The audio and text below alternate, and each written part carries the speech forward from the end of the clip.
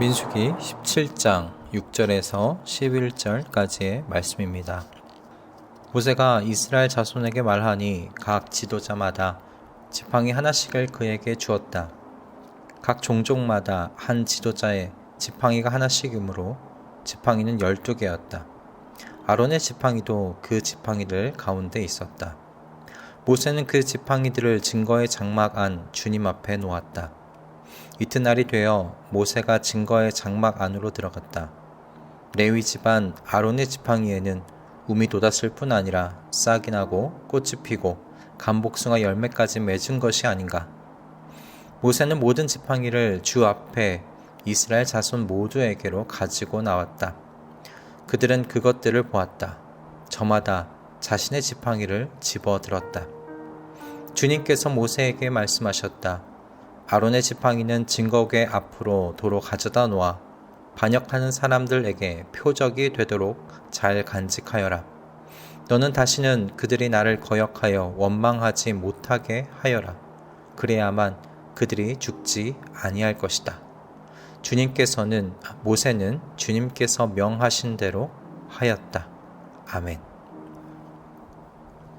하나님께서는 각 지파의 지도자들의 지팡이를 가지고 나오게 하십니다. 그리고 그 지팡이에 이름을 쓰게 하시고 그것을 증거궤 앞에 두도록 명령하시죠. 증거궤가 있는 곳은 회막 안에서 가장 거룩한 지성소 안이었는데요. 모세는 하나님의 명령에 따라 가장 거룩한 곳에 레위 지파를 대표로 하는 아론의 지팡이를 포함해 각 지파별 지도자들의 지팡이를 놓아두고 나왔습니다. 하나님께서 이렇게 명령하신 이유는 하나님께서 선택하신 한 사람의 지팡이에서 싹이 나게 하셔서 하나님께서 세우신 모세와 아론을 거역하는 이스라엘의 불평과 불만을 없애시려는 것에 있었습니다. 모세가 지성소 안 증거궤 앞에 그렇게 주님의 말씀하신 대로 지팡이를 두고 나온 지 하루가 지난 다음 날 아론의 지팡이에 싹이 났을 뿐만 아니라 꽃이 피고 감복숭아 열매까지 맺히는 놀라운 이적이 일어났습니다.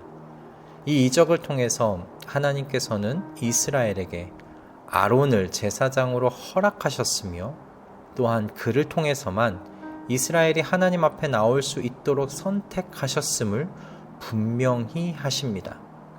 그래서 다시는 이스라엘이 하나님을 거역하여 원망하는 죄를 짓지 않고 목숨을 잃는 일이 없도록 하십니다. 우리는 이 이야기를 통해서 하나님께서는 이스라엘 백성에게 매를 드시고 채찍을 내리치시는 두려운 존재로 다가오시려는 분이 아니심을 생각할 수 있는데요. 하나님께서는 이스라엘이 거룩하신 하나님 앞에 죄를 짓지 않도록 먼저 은혜의 역사를 베푸시는 하나님이시라는 것을 알 수 있습니다. 분명히 하나님께서는 공의로우신 성품을 가지고 계시지요. 그래서 아무리 사랑하는 이스라엘 백성이라 하더라도 그들의 죄악에 침묵하실 수 없는 하나님이십니다. 때문에 하나님께서는 공개적인 표지를 보여주셔서 그들이 죄를 향해 가지 않도록 지금 교훈하고 계시는 것입니다. 그렇게 그들이 죽지 않고 살기를 하나님께서는 원하고 계시는 것이죠. 하나님께서 오늘의 이 이야기 전에도 사실 같은 방식으로 이스라엘을 교훈하셨었습니다. 하나님께서 고라를 따르던 250명의 이스라엘 지도자들이 가지고 있던 향로를 버리지 않게 하셨지요. 그리고 그것들을 모아 두들겨 펴서 제단에 씌우라고 말씀하셨었습니다. 그래서 제단 앞으로 나와 제사를 지낼 때마다 제단에 씌워져 있는 놋향로의 흔적을 하나님께서는 보게 하십니다. 이렇게 하시는 하나님의 의도가 무엇이겠습니까?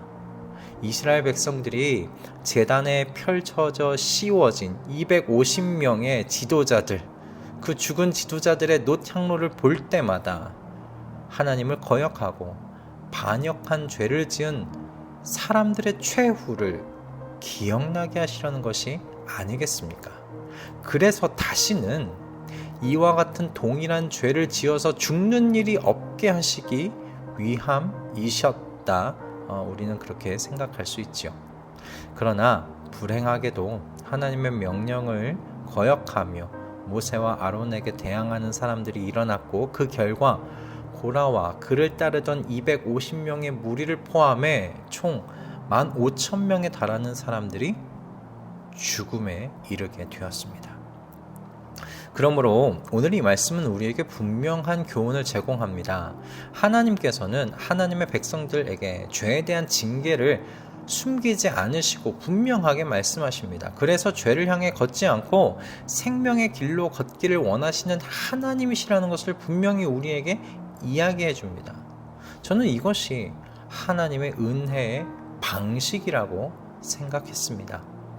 하나님께서는 뭔가 죄를 계속 쌓아두셨다가 어느 날 아무런 경고도 없이 갑자기 때리시는 분이 아니십니다.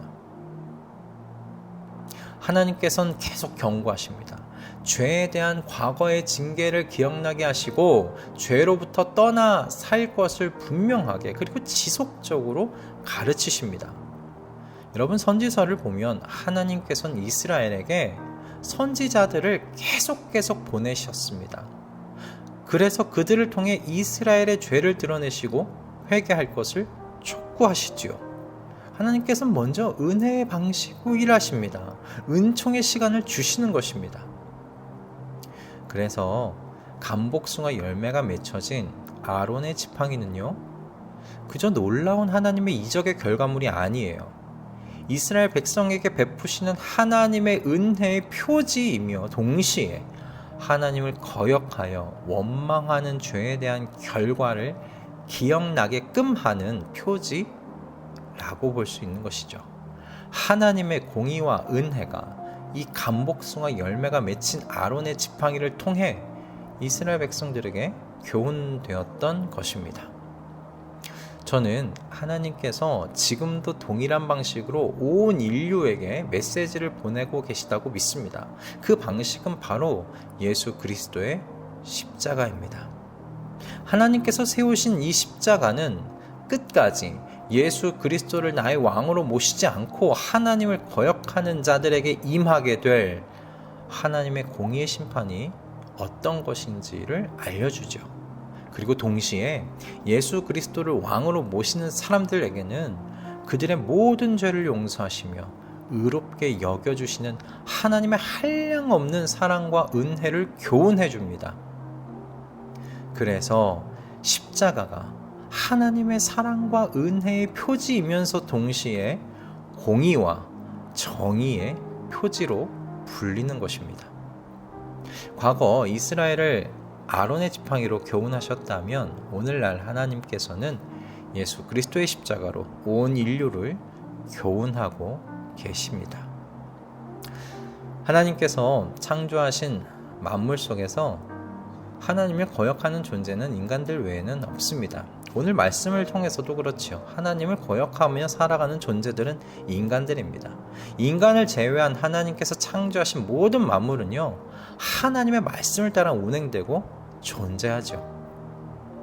인간을 제외하고 하나님의 말씀을 따라 운행되는 이와 같은 세상을 생각해 보면 하나님께서 인간에게 참 과한 자유를 주셨다 생각되기까지 합니다. 그러나 하나님께서는 바로 그 자유를 하나님의 한량없는 사랑과 은혜 앞에서 하나님께 대한 순종과 충성으로 반응하는데 사용하기를 원하십니다. 여러분, 매일 하루를 시작하기 전에 아침마다 예수 그리스도의 십자가를 묵상하십시다. 그래서 주님의 사랑과 은혜에 감복하는 심령으로 준비되어서 주님의 말씀을 따라 순종과 충성된 삶으로 하루를 채워가는 저와 여러분이 되기를 바랍니다.